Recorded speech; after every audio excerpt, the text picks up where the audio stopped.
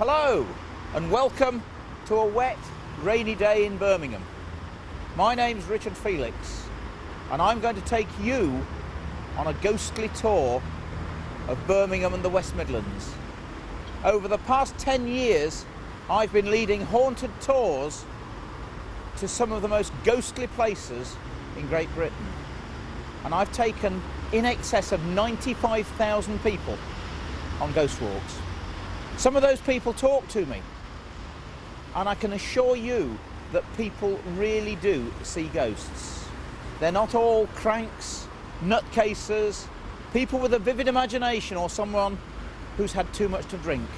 There are ghosts, I promise you. I've seen a ghost, I've also heard a ghost. Some of the stories we're going to be hearing about are concerned with real spirits or entities that actually do haunt the premises. They either love the building, love the person that they're haunting, or for some reason they're trapped. They're waiting to go to the light to be released, but for some strange reason they are still caught up in this world when they want to go to another. Others, I believe, are nothing more than a recording. It's like pressing the replay button of a video player and seeing that ghost again. It's to do with tragic, traumatic, premature death. In fact, their time hadn't come. And the energy used by the body in resisting death, I believe, can cause that event just before death to be recorded into the fabric of a building. Perhaps the bricks, the woodwork, the mortar, even perhaps the soil. And then for some reason that event is seen again. It may be the anniversary of the death, or the atmosphere may be the same. And you see them again. But I don't think it's a real ghost. I don't think it's any more frightening than watching John Wayne on a video. So, settle back, turn down the lights, stoke up the fire, and let me take you on a haunted tour of Birmingham and the West Midlands.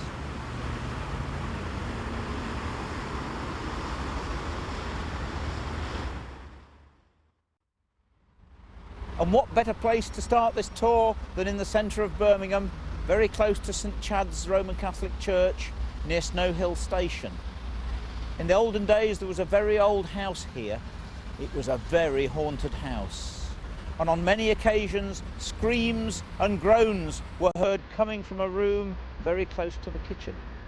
A previous occupant of the house, a lady, was one day making a fire in that room, and all of a sudden, to her shock and horror, appeared a figure of a man and also the figure of a dog by the fireplace. The strange thing was that the man's face was totally devoid of any features. The woman's screams alerted the neighbours, and one of the neighbours came rushing into the house just in time to see two hazy figures hovering above the mantelpiece. One still looked like a man and the other was of a dog. And then they both vanished, as did, of course, the neighbour and the occupant of the house. No one really knows who these ghosts were, but in 1829 the house belonged to a man who used to sell bodies to doctors for the furtherance of medical science. In olden days, most bodies were delivered to the Shire Hall to the surgeons, and doctors would pay up to 2 guineas for a freshly delivered body so they could carve it up, dissect it, just for the furtherance of medical science. This chap used to entice people into his house and then murder them. And they reckon that the screams and the groans that were heard coming from this room were the last cries of those poor unfortunate people that were murdered in this very house.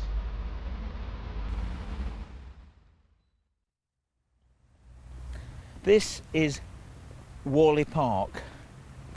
To the left of me here originally stood Warley Hall. It was then named Warley Abbey in commemoration of Hales Owen Abbey, which is not far away, because most of the stonework for the hall came from that abbey at Hales Owen. It was built by Hubert Galton, the famous Quaker and Birmingham gunmaker. mainly from his mother's money. She was one of the Barclays of Barclays Bank. And of course, there is a ghost, the Grey Lady of Warley, that wanders along this trackway here and then disappears halfway along the trackway just before she gets to the woods. There are various stories about her. One is that they say that she was the murdered heiress of the Galtons, who was mysteriously killed, and the other story is that she was a jilted bride and she actually committed suicide, and they say that's why her ghost still wanders around here. Also seen along this pathway is the ghost of a Chinaman. No one's sure who he is. Could he possibly have been a faithful servant of the Galtons? Or I wonder whether he had something to do with the murder. No one will ever know.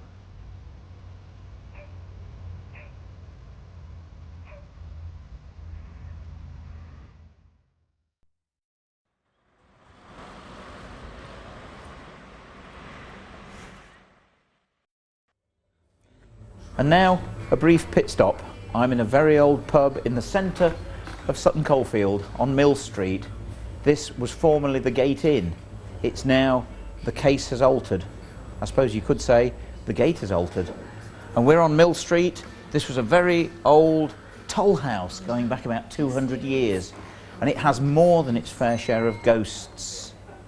A landlady in 1975 was working behind the bar. She heard the door go, thought it was a husband coming back, thought no more about it, turned to look, and standing in front of her was a cavalier. He stood there for about 10 seconds before he finally disappeared. Didn't frighten her at all. They have problems with their toilets, and surprisingly enough there are a lot of toilet ghost stories. We all laugh, I know, but whether it's something to do with energy, ectoplasm, water, no one really knows. But a gentleman in the toilets heard someone banging on the door, so he opened it. There was no one standing there, and a lady sitting on the loo actually physically watched the bolt draw itself back. They brought in some ghost detectives to try and find out who or what it was, and about 4:30 in the morning the gentleman with the landlady suddenly noticed a grey haze, a distinctly grey haze about 6 foot high, person-shaped, standing in front of them. It lingered for between 15 and 20 seconds before it finally disappeared. No one knows who the ghost really is here. Perhaps it's one of the spirits behind the bar. No one really knows.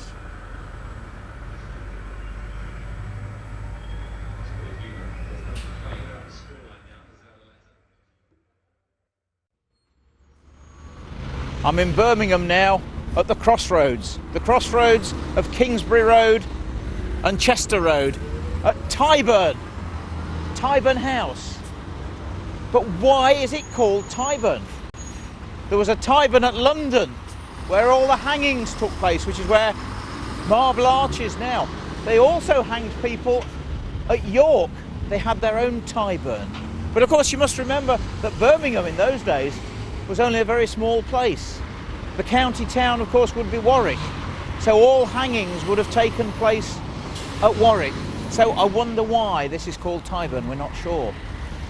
There are, of course, ghosts here on the crossroads. People were, to a certain extent, executed at the crossroads from time to time. Suicides were buried at the crossroads, and of course, witches were also buried at the crossroads. There's a ghost story here of a nurse from the Good Hope Hospital that was sitting on a stone bench somewhere over here. She got up to return home and turned to look at the bench to make sure she hadn't left anything behind. And standing by the bench was a large, grey, hazy figure.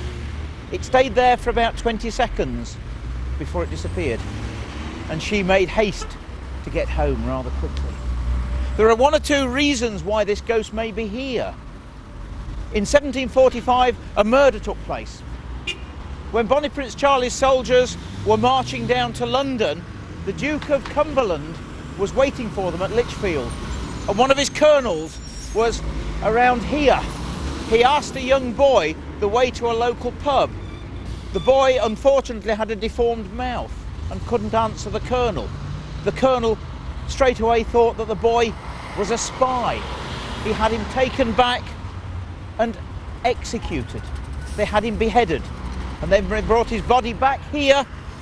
They threw his head into a tree at Pipe Hayes and buried his body under the tree. In the 1900s, the tree was cut down and the skull was found still in the branches of the tree, and underneath the body was found, or should I say the skeleton. That was all that was left of him. There's another story, a girl called Mary Ashford, who was murdered after attending a party here at the Tyburn Inn on Whit Sunday. She was murdered by a man called Thornton, a farmer from this area, but he was acquitted. The people round here believed he murdered her, and he was hounded out of the place, emigrated to America and died there. But strangely enough, in 1974, another murder took place round here. A girl that they say looked very much like Mary Ashford. And the Erdington CID asked for the notes, the original notes. They compared them. And would you believe the murderer, or the alleged murderer, was another man called Thornton. And he too was acquitted. There's also a ghost inside Tyburn House. So we'll go inside and investigate. And we're now in the wine cellars of the Tyburn House. And Stephanie, you're the wife of the relief manager. And it's now January the 15th, 2002. And you saw a ghost recently? Sunday. This Sunday, just gone? Yeah. Wow. And you were in here? I started in here, yes. I came down here to get the wine. Yeah. Come in, got the wine off the shelves, what I wanted. Come back out the door. And we'll retrace your Switch steps. my lights off. Yep. Yep. Put my wines out. Yep. Got the door. You came to lock the door, but the door would not lock. Right. I could not lock it. But it It has. just not locked. It has now, yeah? But Yeah. it would not lock on Sunday. So I left the door unlocked, picked me bottles of wine up, turned round. Yeah. Now you have problems with doors down here, Yes. don't you? Yeah, the doors to the side, they're kept locked because if you don't lock them, they slam. You mean of their own? It's not windy down here though, or? No, there's no draft, but they just slam and Oh. customers can hear it in the lounge. And of course it upstairs. makes people jump as well, I should think. So they have to be kept locked for that reason. Yeah. Right. And then you, as we are doing now, continued along to the here. stairs, the wooden staircase, yeah? Got to the stairs, Yep. came up the stairs, Yes. and I looked to the side of me. Someone down there's nothing there. No, nothing. Yep, yep. Okay. And I So you saw no movement or anything like that? No, Nothing? No? Continued up the stairs, got to here. Yes. As I got onto this step, it jumped and it landed by the side of me. What, a figure, I heard- a yeah, person? I did actually hear it go. As Right. It landed. I heard like a bang. Yeah. And I turned to the side like that, and all I could see was this like black figure By you, here? by the side of me. Then what? Then it run down the steps and I turned like that, Yes. and it went through the cellar. And I heard it clattering on the things in the cellar and on the... Yeah, the bottles and things Yeah. down there. So it caught them or hit them or... Yeah. And I presume you didn't go down to see... No, from what that it- I just bolted up the stairs, I can imagine. shaking, and just said to get these bottles of wine off me quick. Oh boy. Yeah. Now you're not the first person, are you, to No. see something? No. Right. I'm the 10th person, in 9 years it's happened. Here on the spot? Here in this search. Well, I don't think we'll linger on these stairs any longer than I think we'll go up here. Now there's also, in the bar on the right hand side here, Yeah. the panelled bar, things I believe have happened. There's again a door problem, is there here? Yeah, this door apparently, this door slammed shut. This room's not been open for 2 years. This is not a drafty place, No. is it? But since they've not opened the bar, Yep. this doesn't happen quite so often. Right, so it's when This people door- are around more. Yeah. This door, like, I mean, you cannot... No, because it's got one of these contraptions on it that stops it just slamming. slams shut with a bang. Wow. So it's either a ghost that's got a fetish for slamming doors, or a poltergeist, a ghost that's seeking attention for some reason. A soul or a spirit that's still lingering that wants release. So, well, I'm going. I'm not stopping here any longer. Stephanie, that's great. Thanks very much indeed. Only 8 miles from the very centre of Birmingham lies the little village of Curdworth, and I'm standing in the graveyard in front of the Norman church. During the English Civil War there was a great deal of activity around here, and a great amount of parliamentary and royalist soldiers are buried somewhere in unmarked graves in this graveyard. Also buried in here is a great amount of treasure, royalist treasure. But before you decide to come and dig here, you'll have to make friends with the headless ghost that protects the treasure. Also in this graveyard somewhere is the ghost of a lady wearing a green dress. Now, it's unusual to have ghosts in graveyards because they normally haunt the places where they died rather than the place that they're supposedly resting. But this girl has been seen wandering around looking at gravestones. They believe that she's probably the girlfriend or the wife of one of the soldiers that was killed here during the English Civil War, and they say that she committed suicide here somewhere in this graveyard, but nobody knows quite where.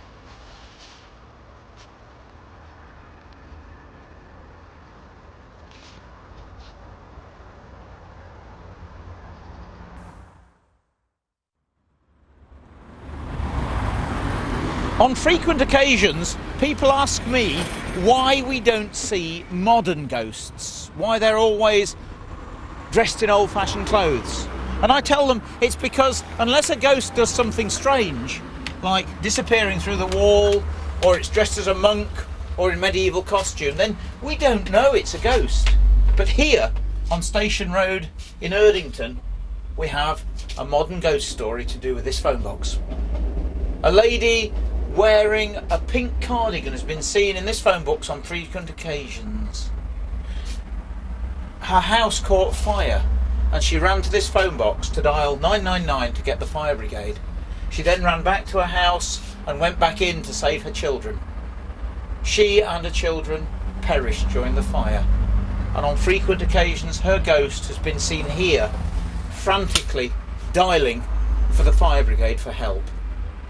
In 1985, the phone box was replaced. It was originally one of the old red ones, and it was replaced for this modern phone box. And since that date, her ghost has never been seen again. In other words, there is now no one on the line.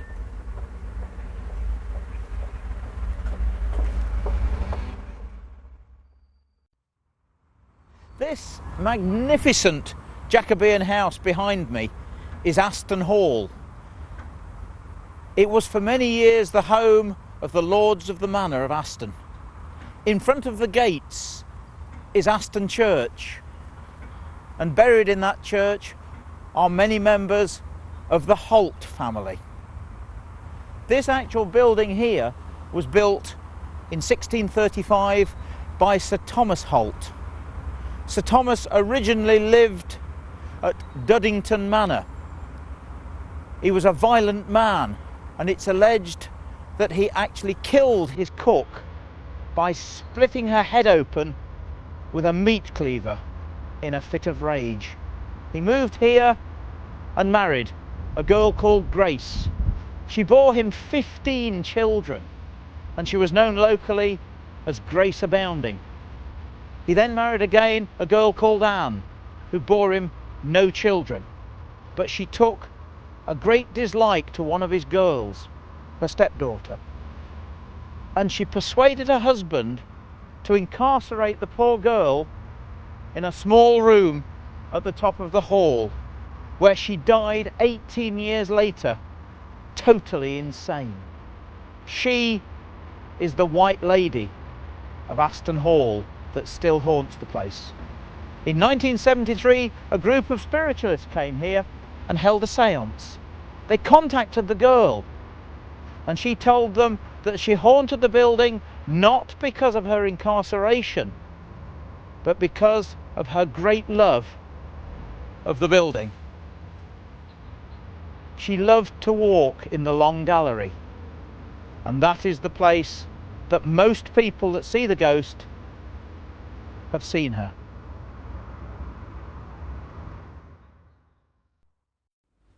Still preserved in a glass case in the Central Library in Walsall is a severed arm and hand of what they believe to be a young girl. It was found in 1870 in the attic of the building behind me here, the White Hart Inn at Walsall. It was also found with a 17th century English Civil War sword. Nobody knows what they were doing in the attic. But this building is a very haunted building. Many strange occurrences take place in here. Footsteps along the landing, sobbing and crying, and on various occasions very, very cold spots, as if someone has opened a window and an icy blast has come in just before the figure of a young girl dressed in white is seen. Now, this business of cold spots, if you were a ghost and you wanted to appear in front of someone or move something, then obviously you need energy, just as we all need energy to move and to talk. And so ghosts, of course, can't just plug into something to get the energy. Heat is energy, and the spectre draws the heat from a room towards itself, uses that energy to appear, and then of course once that energy has been used, it's a little bit like pulling out a 13 amp plug, and of course the ghost vaporizes or disappears. One of the landladies here one night, asleep in her bed, she woke up, and standing by the bed was the white spectral figure of a young girl. The room, of course, was cold, and then the girl disappeared. In 1955, one of the landlords here heard sobbing coming from the attic, and of course the attic was never used by anybody. The landlord got up, went upstairs into the attic, and as he opened the door of the attic, the sobbing stopped. He put on the lights, and in the middle of the room was a big round table covered with dust. There was dust on the floor, but there were no markings, no footsteps. But as he went towards the table, he looked at the table, and to his horror he noticed that there was a little handprint on the table in the dust. Was that the handprint of the severed hand that is still preserved in the library at Walsall? We'll never know.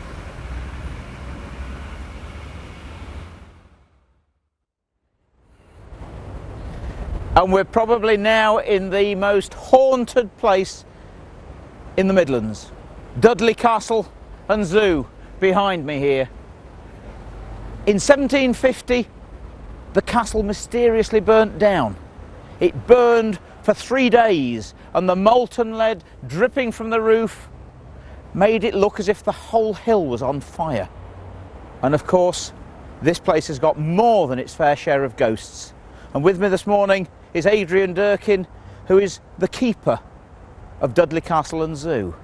And Adrian, you actually take ghost walks amongst other things round the castle. Yes, indeed we do. We have a lot of people who come to visit our ghosts. And they don't just occur in the castle. I mean, obviously the castle is the oldest landmark around here, so that's where you'd expect the ghosts to be. But down here, we've actually got one of the concrete buildings of the zoo, for which the zoo is actually quite famous. Yes. They're built by Bertolt Lubetkin, charming name, Wonderful. in 1930 to 1937. Really? And rumour had it that a couple wearing 1930s clothes could be seen walking round the top parapets of the enclosure there. You know, perhaps some poor couple who were lost in love, but unfortunately the path of love did not run smoothly for them, and what they failed to achieve in life they have now managed in death, or whatever. It must be said that was a story that I tended to take with a pinch of salt. Yes. Until on one of the ghost watches that we did in cooperation with Parasearch, the Midlands Psychical Research Group, one of our watchers was actually coming up here and saw a strange cloud, a completely unnatural cloud, sort of drifting across the top of the enclosure. So now we tend to take that particular story just a little bit more seriously, and it has become sort of part of the pantheon of ghost stories that we do tell around the site. So they're not all old stories. Some of them go back a mere 50 or 60 years. Oh yeah, see, everyone thinks that all ghosts have to be in medieval costumes, and That's it, but it's not the case. No. But of course you don't think that the cloud is pretty high here. Well, of course it couldn't be a low cumulonimbus or something that, no? Anything's possible, but what was noticeable about this was it was a very small cloud, and it was, according to our informant, behaving unnaturally. I'm not entirely certain what natural cloud is, but clearly they felt this was unnatural. Yeah. It was sort of drifting. So it's certainly a supernatural experience. Well, it was for the person who watched it, yes indeed. He certainly counts it amongst one of the few that he's encountered. Yeah, that's fine. And of course, this isn't the only one, is it? Oh, no, I presume. I think actually, you know, we're sort of nearly starting on a high point, because from now on, I'm afraid everything goes downhill. Oh, right. Literally, rather than figuratively, we hope. Right. If you'd like to come. I'd love to.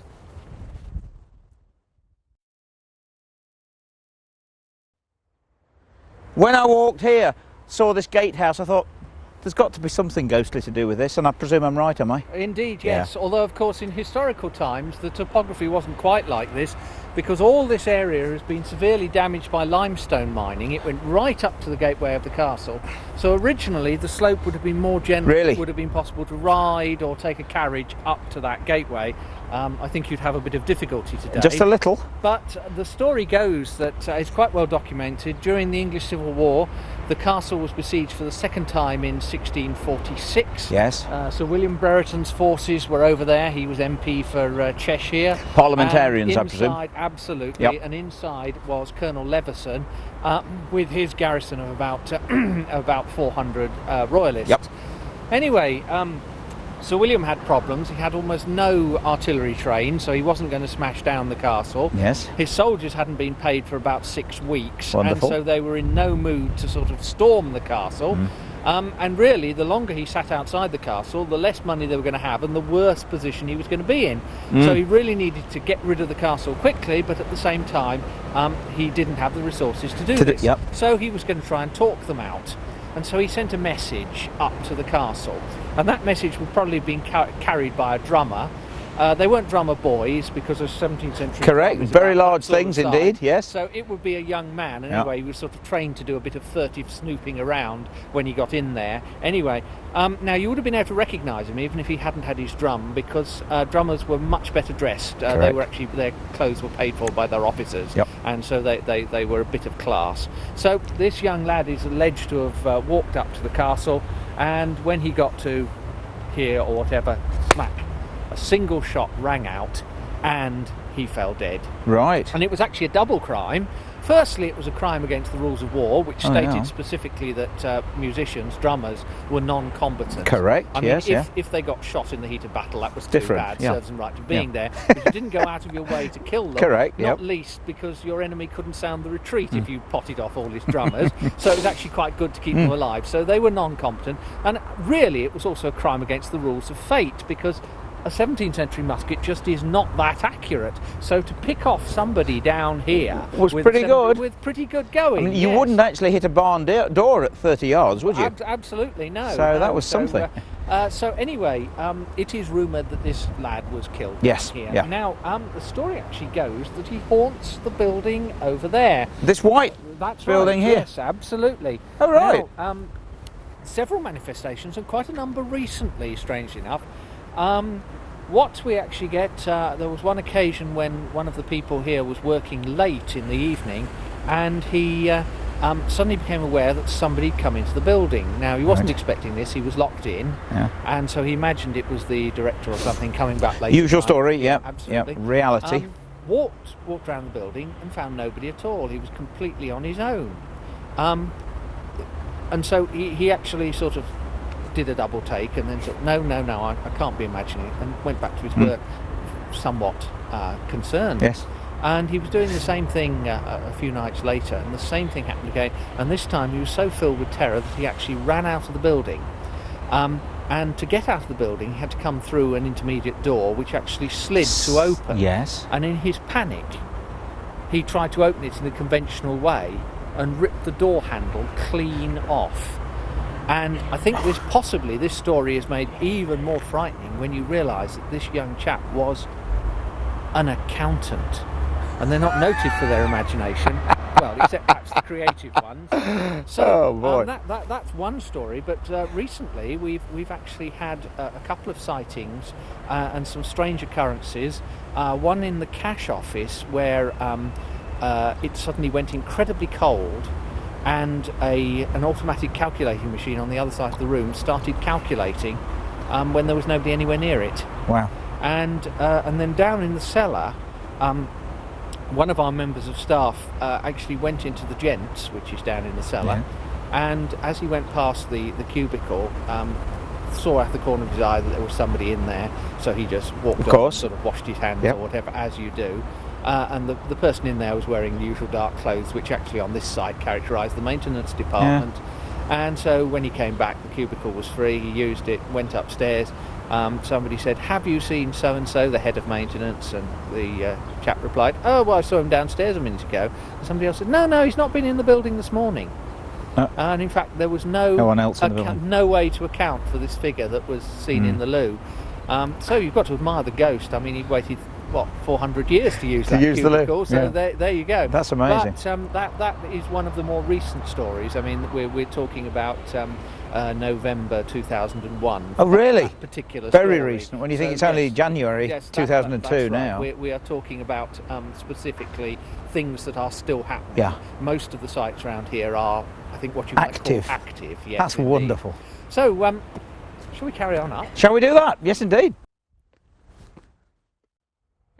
We've now arrived actually at the castle. Now, obviously, most of the stories must come from this actual site, I would imagine. Yes, indeed. But strangely enough, some of them, I'm sure, like many ghost stories you've encountered, are ghosts that don't have stories. Oh, yeah? So we have an interesting problem here, whereby we actually had a group of people who were on a sponsored ghost watch around the castle on Halloween, about 5 or 6 years ago, something like that, raising money for hospitals. And they were actually in another part of the site, which is also haunted. Yes. Perhaps we'll have time to visit that later. Right. But around about 11 o'clock, when nothing had happened, and then it hadn't happened some more, and then nothing happened again, and then after that nothing happened, they began to get a bit bored. I'm sure. So a percentage of the group, I think sort of about 5 out of 7 of them, decided to go for a walk. And they came up to here, where we are now, and they looked up at the tower, and walking along the parapet at the top there, they seemed to see a figure. And quite recognisable as a figure, not much detail. Bear in mind we're 11 o'clock at night. Yes. Now you might think it would be dark, but in fact all the light coming up from Dudley reflects back. So particularly if you have a cloudy night, it's actually quite bright up here. So although you can't see in detail, you can always see, you know, there's enough light it's not to get pitch some black vision. And so they saw this figure walk, and they watched it for quite a while. Being intrepid, brave explorers, they didn't have the nerve to go up there and find out what was going on. Instead, they went back to their associates, and they told their associates what they'd seen, and needless to say, the other two didn't believe a word of course it. You're winding us up. So about 1 o'clock in the morning, they all decided to come up here. One of the group was, I'm told, a slightly older lady, and she actually had her car with her, so they put some lights into the boot, and she drove up here, and the rest of them walked. And when the other 6 got up here, there she was standing by her car. I can see it, she's saying. And they all looked up, and they all saw this figure. Now, if the possibility is that it was somebody having them on, which of course everyone had been walking up and down there for a long time, 2 hours, in October, November night. No, I wouldn't. So that doesn't seem very likely, and they all saw it. They did try the lights, but the lights were no real use because that sort of range. You weren't getting any great illumination. In fact, they did tend to think that they got a better view of it when they weren't trying to use lights, really. In the light, there just didn't seem to be anything there. So, there you go. But that is amazing, because, I mean, as I say, on frequent occasions, ghosts don't normally appear to audiences. Well, there's a codicil to this, which is also quite interesting, because they were all duly amazed, went back, and decided, sort of 4 o'clock in the morning, to come up again. And when they came up again, some of them reckoned they could still see it, but some of them couldn't see nothing at all. And the interesting follow-up to this is that one of the people on that tour was actually a reporter, and she actually went to say for the newspaper that they had seen a ghost, and their editor wouldn't actually let them print it. So apparently you can say anything you like about the Queen, the Prince of Wales, the Prime Minister. Start admitting you've seen a ghost and you lose all credibility. What a shame. So she wasn't. So she had to say some of the members of the group believed they had seen, and so that was it. The end of the story. We've never had a repeat sighting of that. Really? I mean, on the ghost tours that we run around Dudley in various years, we'll normally bring up 2 groups a week. Stand them here, tell them the story. Tell them the story, and they've never seen anything. And no one else has ever stood at this point and looked up there and seen it. And seen anything. No, absolutely nothing. Nice one, that is. So there you go. Very strange story. Shall we go a little further in? Yes, let's. When our visitors come in here, we usually ask for guesses as to what this is. So it comes out as a horse's drinking trough. It's a bath, and this is, of course, a coffin. Absolutely, a typical medieval coffin. Yes, with a head space. Most medieval coffins, it's actually relatively small. I mean, I can't get into it. I'm too wide, and I'm certainly nowhere near long enough. So this is for your average sort of 5'6", really rather small medieval person.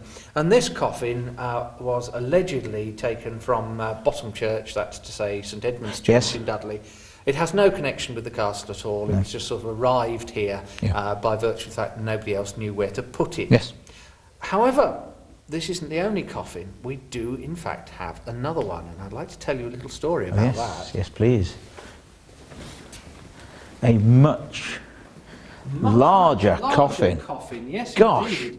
This one is for somebody who must have been sort of 6'6" in his mailed shoes. Absolutely. And of course this coffin came from Dudley Priory, and that is where the lords of Dudley Castle were buried. And in fact it's rumoured to have an owner, John de Summery, the bad Baron of Dudley Castle. Now his idea of a good day out was to sort of wander around the locality, burn his neighbours' houses, unless they actually bought him off with money for his Let's Build Dudley Castle fund. I have actually suggested this is a technique for raising money for the restoration. I think it's a wonderful idea. For some unknown reason, my boss seems to think it's a little politically incorrect. So anyway, John Dudley died in 1321, and I don't think anybody was too cut up about that, certainly not as many as had been when he was alive. And he was laid, allegedly, to rest in Dudley Priory. Now, when Dudley Priory was partially excavated in the 19th century to turn it into a romantic ruin, a number of these great coffins were dug up, and in fact this was taken away and put in Priory Hall.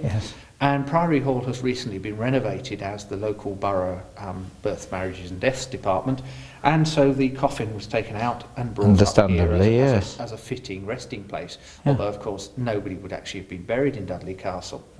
Well, at that time there were really no roofed buildings in the castle except the one we're in.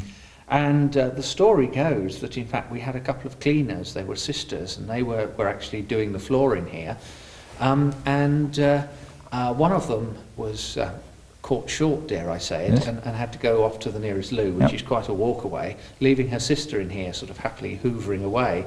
And the sister, who was over by the door, looked up and saw, standing next to this coffin, a pair of feet. Just feet? Looked up a little bit higher and saw that they were booted feet. Right. Looked up a little bit higher and saw that they were wearing long leather thigh-length riding boots. Yeah. Looked up a little bit further and saw nothing at all. So, dear sir, you've heard of headless ghosts, but Dudley is the only place in England where they're headless, right down to the thighs. My goodness me. But, of course, the thing to bear in mind is, as you can see, the coffin is cut asunder. Oh, yeah, I noticed. It's absolutely split in half. And so what we seem to have here is not a haunted coffin, but half a haunted coffin. So half of the ghost of John de Summery does seem to do whatever a half ghost can actually manage to do in here. But the interesting thing is that since we moved this in, we've actually done some restoration work in the castle, and now this is no longer the only roofed building that we have.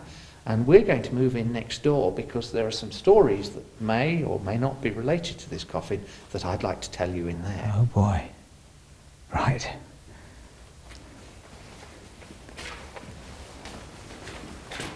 And the second part of the story? Well, we've moved now into the castle shop. Now, up until 1994, this area was completely roofless. Right. But in a major restoration project that encompassed the whole of the castle, we've actually put a roof in, and we've got a new visitor centre, and this is the shop. You see it here in its closed season. We'll be reopening at the spring half term. Yes. Well, we've obviously have staff in here during the day, and those staff have reported a series of quite strange occurrences. When the centre first opened, they complained that they could hear the sound of animals. And so our technical department came up and they went through all the heating system just to make sure, you know, a stray cat or whatever hadn't. Mind you, it is a zoo, isn't it? Well, yes, not totally unlikely. No. Mind you, I think we normally notice if any of the important stock went missing, you know. So the fact is that they checked and they couldn't find anything. Well, then the ladies in here changed their story just a little bit, and they started saying they could hear horses. Now, even here we haven't got horses that are small enough to get into the central heating duct. Added to which, one thing they didn't know, but we did, was the fact that when this area was excavated, under the ground they actually found the bones of quite a lot of horses. Now we're at a loss to explain these because they could have been the horses of the garrison of the English Civil War siege that were actually slaughtered for food. Of course. But the archaeological dating seemed to suggest they were later, and we do have some references to a butcher actually hiring out part of the building once the castle became disused. So you've got this idea horse meat, of sticking up his sign saying best English beef, you know, in the usual way. And we know what was really here. So there were certainly joints of meat, joints of horse meat, being left here just to rot, which we found buried. So that is a connection which the people here didn't know about. Then, again, relatively recently, we got people reporting they'd seen a figure. And the most reliable, the most reasonable report comes, in fact, not from this year, but from last Christmas, when we had a couple of people working in here. Two of them working together. They were witnessing what each other saw. And now, when you experience a ghost, often you're at a loss to explain precisely what you have experienced. So what they actually felt was this door definitely opened. Yes. Now we know that can happen because if you get the wrong vacuum sort of through the building, it happens. And then they reckoned that they felt a figure moving through here and then moving on into this storage area here. But they saw nothing. They saw a shadow going round the corner. Right. That's what they seemed to feel. Yeah. Well, a few weeks later, the same thing happened again, but by then the storage room isn't open to the public, and so usually there are things across the doorway. And in fact, in this particular case, there was this box of sponge animals. Yes. That was across the doorway here. Right. And the same thing happened. The door opened, they seemed to feel somebody coming through, and when they looked, That was all moving. the spandrels doors were bouncing backwards and forwards. Something as had if brushed somebody past them. had just brushed past them, exactly. Wow. So that was the story. But even then, the stories don't actually finish there, because recently we've had a couple of new items in here. Yeah. Particularly, we've had these rather nice little preserves, which you can buy for mum and granny and all that. Yep. When we actually had them, there were quite a lot more jars than we could accommodate. Yes. And so the staff actually put them into little pyramids on the top because they thought that looked nice. Yes. One of our regular members of staff was actually off. She went off for a long period of time to have a small operation. Yeah. And we had a number of standby members of staff in here. And they obviously didn't get on with the local inhabitants, dead or alive, because on one occasion, with nobody standing anywhere near it, all the jars were just swept off the top of the cabinet onto the floor. None of them broke. And that, Really? Yes. Oh, and it's a It's flag floor? Yeah, yeah. And that actually happened twice. And one of the other experiences they have in here concerns this spot precisely, Yeah. where this stand of key rings was. Now, obviously, the people who make this stand of key rings don't actually want their produce thrown onto the floor. And so it's actually pretty robust. Indeed. Oh, yeah. And, you can't knock it over in a hurry, because if you knock it hard enough, it moves around. Yes, right. Yes. And it's supposed to do that. Yeah. That's what happens. So you can't knock it over, and yet this whole stand was actually knocked over onto the floor. So it was physically It was lifted or physically pushed. lifted and knocked. Well, Yes. the only way to Because knock it over is it's- actually to trip it over, Yes. to pull it over Yeah. the foot. That's the only way to make it move. Wow. And nonetheless, this threw itself onto the floor. So we had an interesting point there. And shortly after that, we had a ghost watch in here, so we set up all the equipment, and nothing happened. As always happens on our ghost watches, nothing happened. And various people, including myself, came through from the visitor centre, and when we came to about here, we were suddenly cold. ice cold. And then moved on, and we weren't. And everybody in that group was able to experience this. It was Wow. a specific cold spot In this area. just here. Couldn't be measured. They actually had with them thermometers Yeah. of the sort that are used by the health department Yeah, for yes, measuring yeah. refrigerators in shops. And they did not register a drop in temperature. But physically you could. Everybody who was here registered that drop in temperature.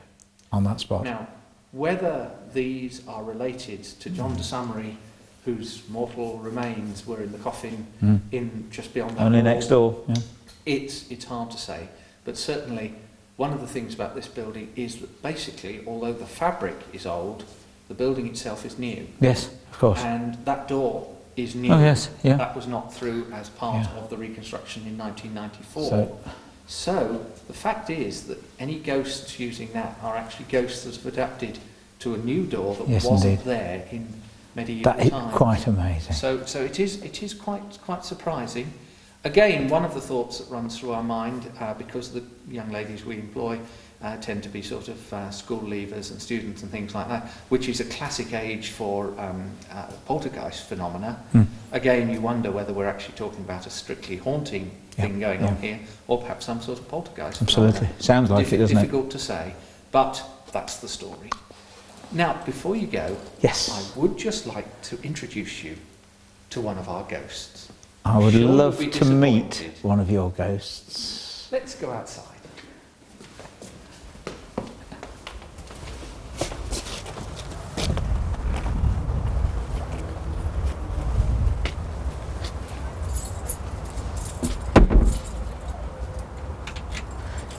Tell me, Adrian, am I going to be frightened? I rather doubt it. Oh dear, that's a shame.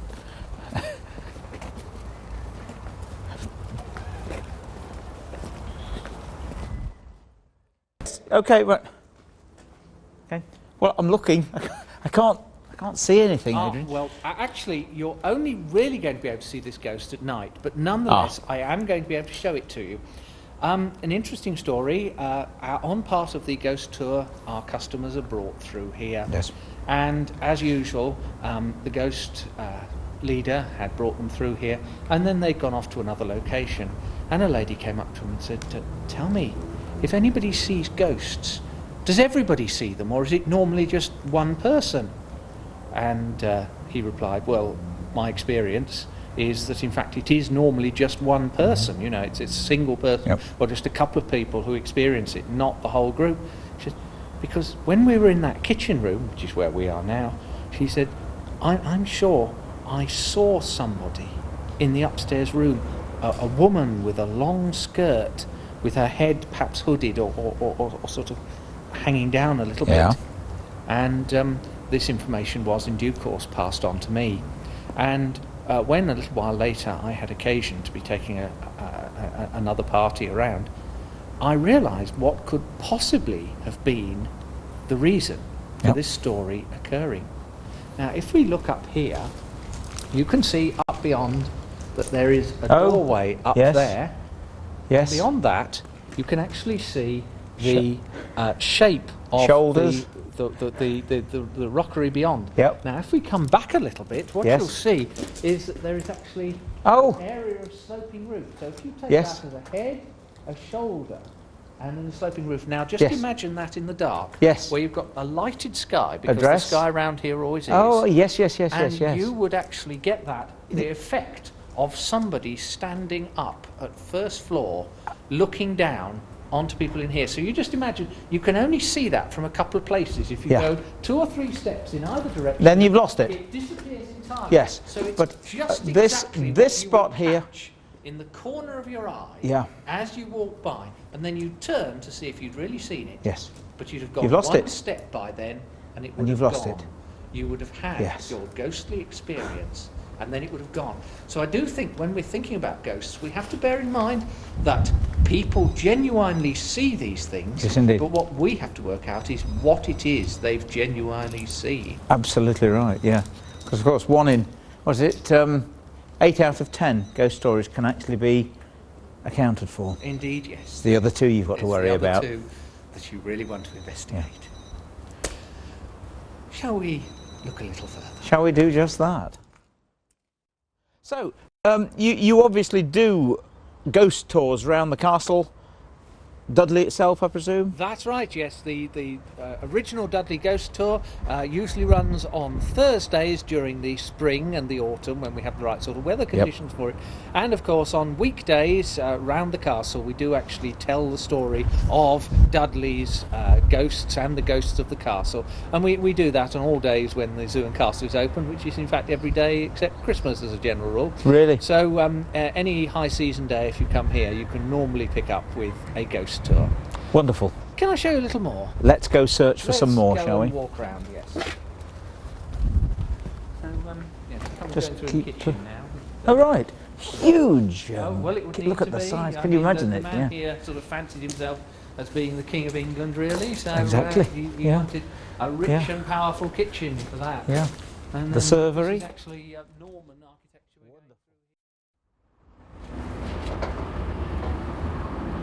And standing here, gripping the rails tightly, on the top of a very windy tower at Dudley, what better place to finish a tour of the haunted West Midlands and Birmingham. Birmingham at the back of me here, with the tower. I'm sure now, after hearing some of the stories and recollections, that you realise that people actually do see ghosts. I hope you've enjoyed it. Do sleep well and don't have nightmares.